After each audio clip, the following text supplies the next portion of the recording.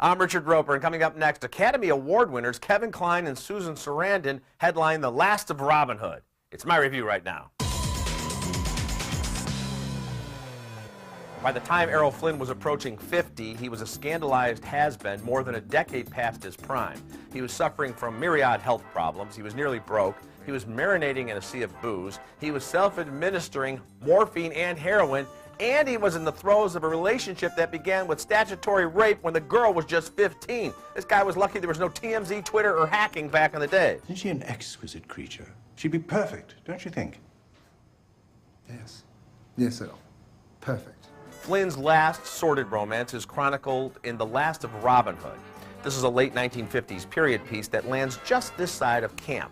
A perfectly cast Kevin Kline hams it up as the aging bounder Flynn, and Susan Sarandon really hams it up as the peg-legged, hard-boozing Florence Adlin, who started pushing her daughter Beverly to get into showbiz right around the time she was pushing Beverly in a stroller. Now, Beverly's played by Dakota Fanning. She was just 15 when Errol Flynn spotted her on the Warner Brothers lot. Flynn quickly realizes the weight of Beverly's heart is through her domineering mother, Flo. So he works his creaking but still considerable charms on her. You're like a little sprite. You know that? A wood nymph. Has anyone ever told you that? No. Oh, definitely. Yes, in fact, I think I'm going to call you Woodsy. Problem with the casting here, Dakota Fanning brings little spark to the role of Beverly. She seems marginally talented at best and not very interesting on or off the stage. Of course, she's cute, but there's no fire to Fanning's performance, whether it's in the tepid love scenes with Kline or the increasingly volatile exchanges with her blabby mother. Do you know how much I sacrificed so that you two could be together?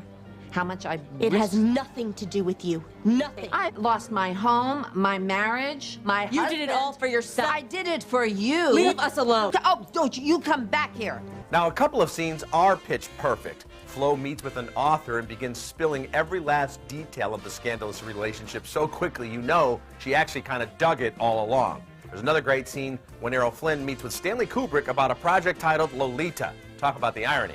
I live with it every day. Now, obviously, the details of this story are enough to make anyone cringe, but The Last of Robin Hood doesn't exploit or wallow in the grimy details. It's really a character study of an ultimately pathetic man that lives every day like it's his last, and damn the consequences, and of one of the original nightmare stage mothers. I give The Last of Robin Hood a B. I'm Richard Roeper. You can get all my reviews at Reels.com and at RichardRoeper.com.